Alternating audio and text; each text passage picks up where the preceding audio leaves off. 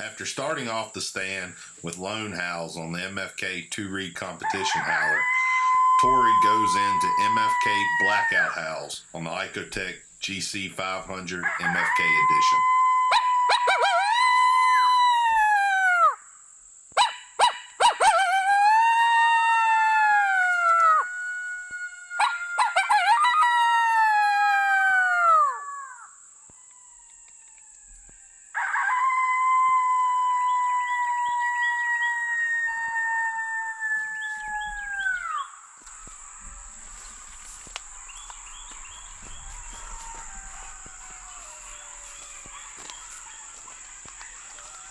That's a difficult name.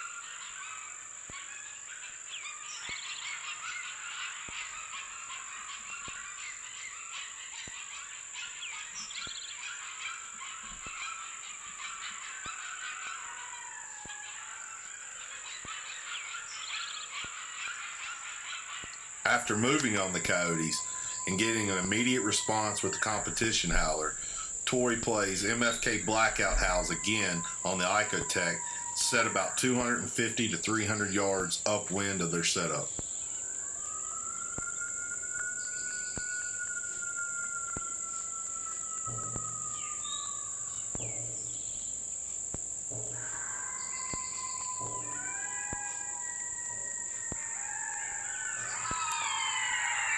As you can tell, these Coyotes have closed the distance fast.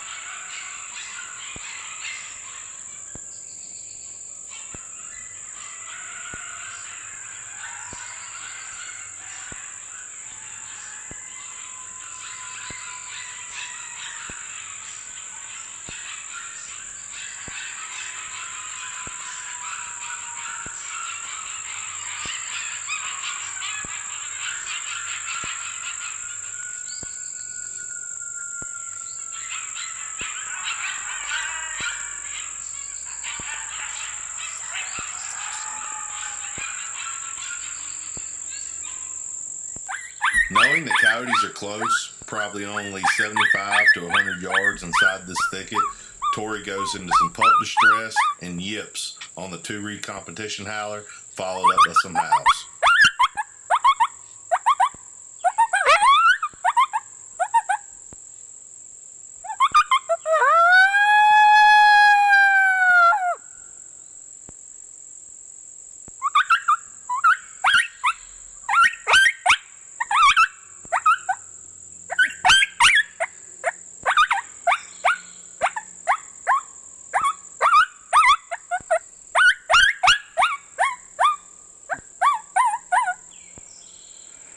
After going silent for just a minute or so, Tori gives another howl on the MFK 2-reed competition howler and gets an immediate yip from a coyote coming hard and fast at probably 30 yards or less. Watch what happens.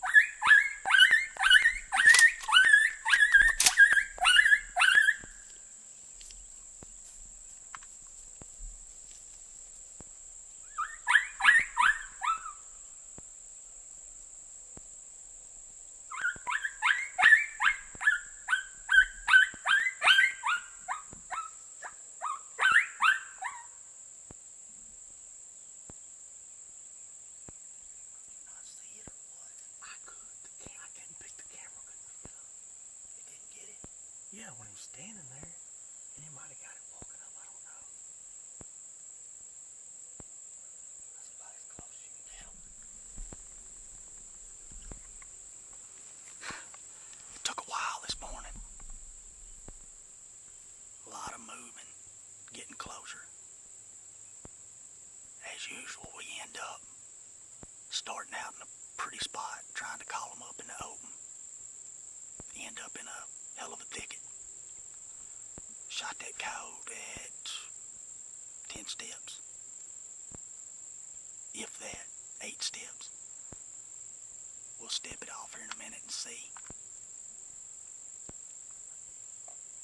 Called it in right on top of us. Well, that worked out pretty good, and I'll fill y'all in on this setup and how it played out and some new things that have come about that's probably going to be a little bit surprising for a lot of people. And that's the fact that we've started using e-calls with our setups. And we're known as diaphragm guys, and that still is our main go-to deal, MFK diaphragms. But we've partnered up with Icotech. That's a new deal. Like I said, probably a surprising deal for a lot, but it's helping us kill more coyotes. And the reason behind us doing that was we've had a lot of phone calls, emails, messages, guys wanting to use our sounds. You see how many coyotes we howl in and kill on video non-stop, multiple world championships with these calls and these sounds. I truly believe that they will put more fur in the pile for you, and some guys just can't use them. And they wanted, a sound library of our sounds. So we talked to Chuck and JD with Icotech, and they gave us an opportunity to introduce the MFK sound library in conjunction with using their calls. And it has been, originally it was more of a business deal than anything.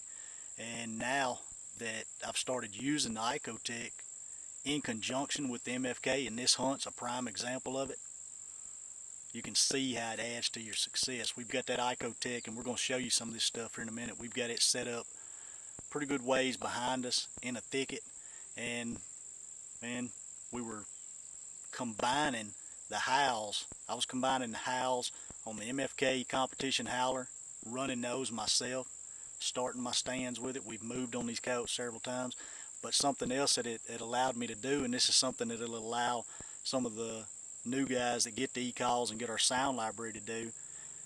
Jason, our buddy, we're in Arkansas, he lives in Virginia. The howls that we're running on the e-call are the blackout howls. Jason Grossclose is producing them. So this is as close as I can get, me and Kerry Wayne. Kerry Wayne's, on camera. But this is as close as we can get to actually hunting with Jason without him actually being here. And that e-call and that sound library is allowing us to do that. And what it's going to allow y'all to do is hunt with us.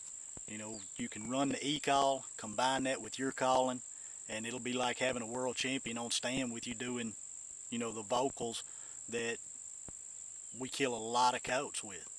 And, a lot of the e-call sound libraries, people will talk about them being live animal recordings. Well, let me tell you something about that.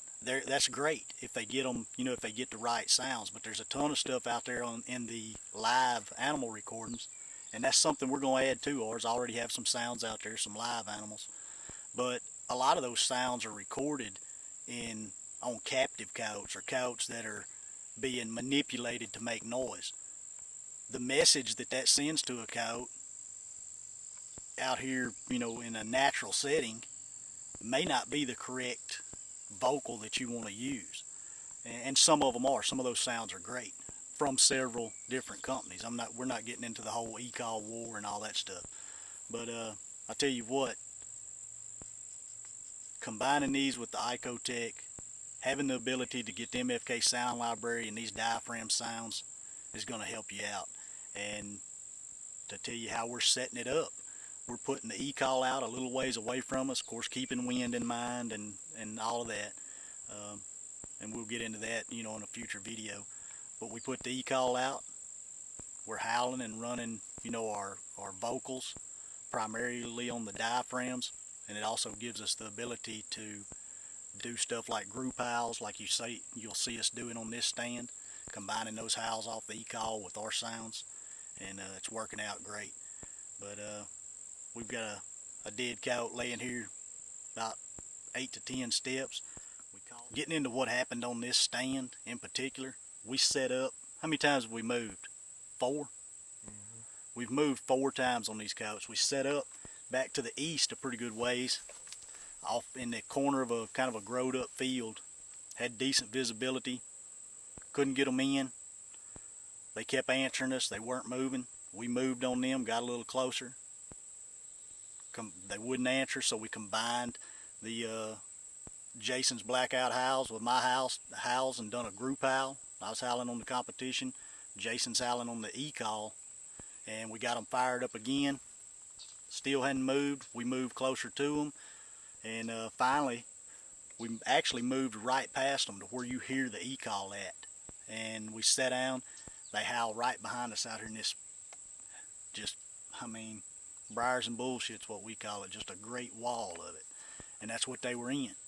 And we'd already walked down this road, so I didn't want to take the chance of the coyotes coming out hitting our back trail. We run back up the road, set up looking out here in this jungle, and when we finally saw the coyotes, they're right here on top of us. And I continued to combine, and that's something we're fixing to show you right now, is you guys that hunt in the thickets and the timber, and one thing that we've really been impressed with on the Icotech, I don't have the antennas out on this or the collar.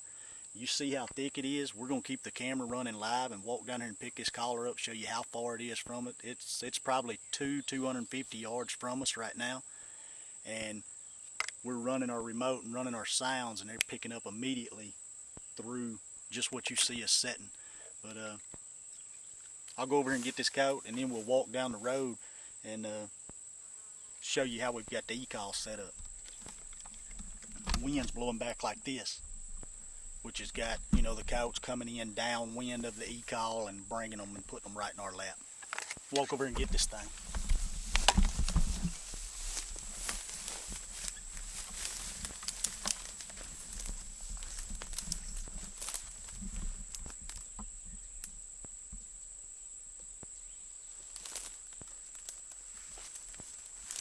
Little female.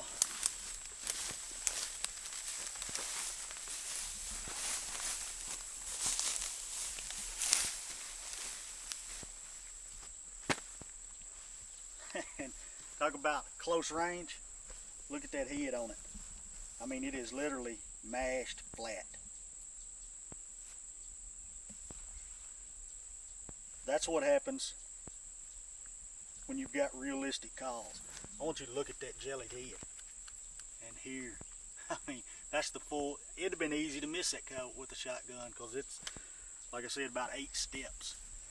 But just keep the camera rolling live. We'll walk down here and show you how far and you see what we're shooting through. This road makes a bend and goes back around. The e-call's on the other side of that thicket. And it doesn't get any thicker than this stuff right here.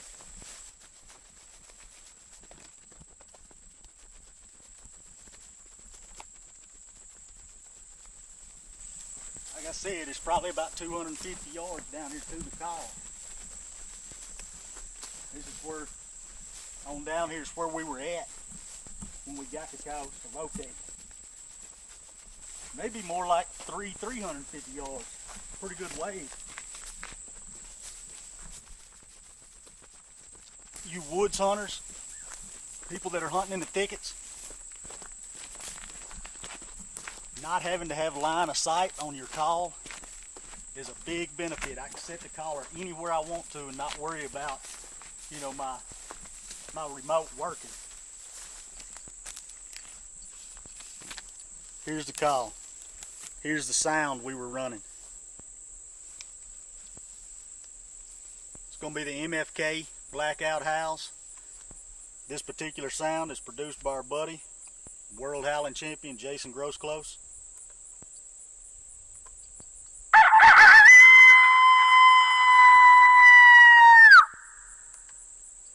Of course, it keeps playing, but that's just to give you an example of the sound. We've got several other ones, MFK Pup Distress.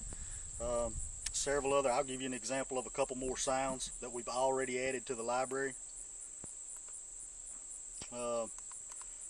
Pup distress, which is what I was doing, you know, my version of it. This is Jason's on the e-call. A lot of times we combine them together.